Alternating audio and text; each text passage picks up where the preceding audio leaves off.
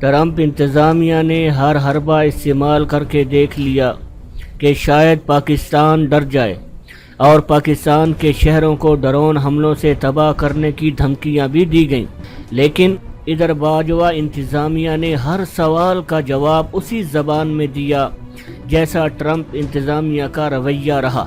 روسی میڈیا نے بھی کچھ حقائق سامنے رکھے اور امریکہ کو باور کرایا کہ امریکہ پاکستان کو شمالی کوریا کی طرح دھمکانا بند کرے۔ پاکستان اس خطے کی اصل طاقت ہے۔ پاکستان کی اسٹریٹجک لوکیشن بہت اہمیت رکھتی ہے۔ اس کے علاوہ پاکستان ایک نیوکلیئر اسٹیٹ بھی ہے اور شمالی کوریا سے کہیں زیادہ طاقتور اور خطرناک ہے۔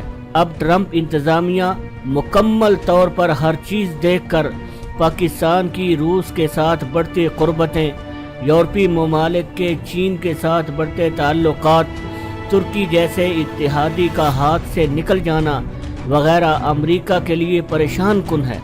یاد رہے اسی خدشے کے پیش نظر ترکی کے ہاتھوں شام میں روسی لڑاکا طیارہ تباہ کروایا گیا تھا، مگر روس نے سمجھداری سے کام لیا اور امریکہ کے اس پلان کو سمجھ گیا۔ پھر امریکہ نے روسی سفیر کو ترکی میں مروا کر دوبارہ روس اور ترکی کے تعلقات خراب کرنے کی کوشش کی، مگر اس بار بھی امریکہ کو منہ کی کھانا پڑی۔ امریکہ کو پاکستان کے اندرونی حالات خراب کرنے پر پاک فوج کا صبر و تحمل اور 22 کروڑ عوام کا رد عمل دیکھ کر اب ٹرمپ انتظامیہ پاکستان کے ساتھ آہستہ آہستہ اپنے رویے میں نرمی لا رہی ہے۔ پوری دنیا جانتی ہے کہ افغانستان میں امریکہ کو پاکستان کی ضرورت ہے اور پاکستان کی مدد کے بغیر امریکہ جدید ترین ٹیکنالوجی کے ہوتے ہوئے بھی بے بس ہے۔ نئے اقتدار کو سنبھالنے والے ٹرمپ نے پاکستان کو ہلکا لے لیا تھا، مگر پھر آہستہ آہستہ بات عقل میں آنے لگی کہ اس خطے کی اصل طاقت واقعی پاکستان ہے۔ شمالی کوریا کی بھی مثال آپ کے سامنے ہے کہ پوری دنیا کو اس بات کا خدشہ تھا کہ شمالی کوریا اور امریکہ کے درمیان ایٹمی جنگ چھڑ جائے گی، کیونکہ ٹرمپ ایک سپر پاور ملک کا صدر ہوتے ہوئے بھی ایک نیوکلیئر اسٹیٹ کو دھمکیاں دے رہا تھا، اور طاقت کے نشے میں یہ سمجھ بیٹھا تھا کہ کسی ملک میں یہ ہمت ہی نہیں کہ وہ امریکہ پر اپنا ہتھیار چلا سکے۔ لیکن جب امریکی نیوکلیئر کمانڈر جان ہیٹن نے اپنے ایک انٹرویو میں کہا کہ اگر ٹرمپ مجھے کسی ملک پر ایٹمی حملہ کرنے کا کہتے ہیں تو ہم ایٹمی ہتھیار استعمال نہیں کریں گے، کیونکہ ہم جانتے ہیں کہ اس عمل سے خطے پر کیا اثرات مرتب ہوں گے۔ اس کے بعد ٹرمپ نے اپنے رویے میں نرمی لانا شروع کر دی، اور آپ سب نے دیکھا یہی ٹرمپ جو شمالی کوریا کو تباہ کرنے کی دھمکیاں دے رہا تھا کس طرح شمالی کوریا کے صدر سے ملنے گیا۔ ملاقات کے وقت ٹرمپ کے چہرے کا رنگ اڑا ہوا تھا۔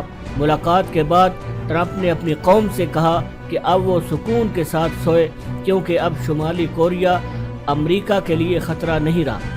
ان باتوں سے ظاہر ہوتا ہے کہ امریکہ کس قدر ڈرا ہوا تھا، یہاں تک کہ امریکیوں کی نیندیں اڑی ہوئی تھی۔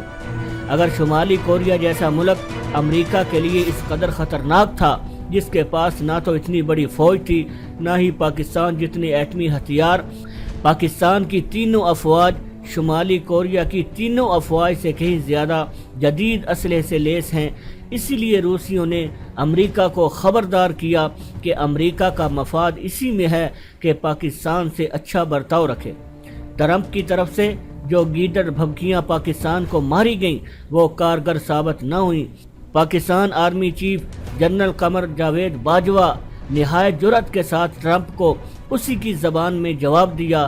آپ کو یاد ہوگا کہ قمر جاوید باجوہ نے اپنی تقریر میں کہا تھا کہ پاکستان کے دشمن چاہے مشرق میں ہو یا مغرب میں، دشمن کی گولیاں تو ختم ہو جائیں گی مگر ہمارے سینے نہیں۔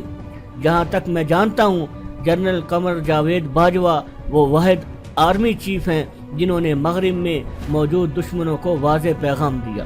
مسٹر ٹرمپ اب پاکستان سے اپیل کر رہے ہیں کہ کسی طریقے سے افغان طالبان سے مذاکرات کروائیں، لیکن پاکستان کی فوج اور خفیہ ایجنسیاں اس امریکی پلان کو سمجھتی ہیں۔ امریکہ افغان طالبان کو مذاکرات کی آڑ میں حملہ کر کے شدید نقصان دینا چاہتا ہے، جس کے بعد سارا ملبہ پاکستان پر ڈال دیا جائے گا، لیکن باجوہ انتظامیہ نے امریکہ کو پھنسا کر نچایا ہوا ہے۔ ملا فضل اللہ کا سر ایک تحفہ دیا، یاد رہے اس تحفے سے 2 دن پہلے پاک آرمی چیف افغانستان گئے تھے اور امریکہ سے ڈومور کا کہہ کر آئے تھے۔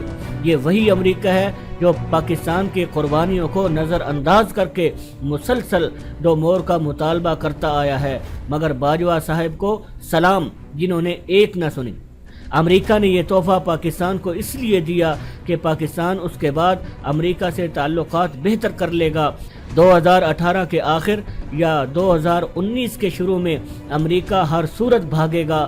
اوپر سے سیاسی حالات کچھ ایسے بن رہے ہیں، پاکستان میں نواز، زرداری، الطاف جیسے ساتھی بھی مکمل فلاپ ہو چکے ہیں۔ امریکہ کا حال بدتر ہوتا جا رہا ہے، اکانومی میں بڑا ڈنٹ پڑنے والا ہے، کیونکہ زیادہ تر اسلحہ خریدنے والے ممالک روس کی طرف جا رہے ہیں اور امریکہ اسلحہ ساز کمپنیوں کے سر پر ہی چل رہا ہے۔ امریکہ قرضوں میں ڈوب چکا ہے، اس کے پاس اور کوئی چارہ نہیں۔ نیٹو کا اندر سے 4 ٹکڑوں میں بٹوارا، امریکہ کے اتحادی بھی پیچھے ہٹنا شروع ہو چکے ہیں جو کہ امریکہ کے بازو سمجھے جاتے تھے۔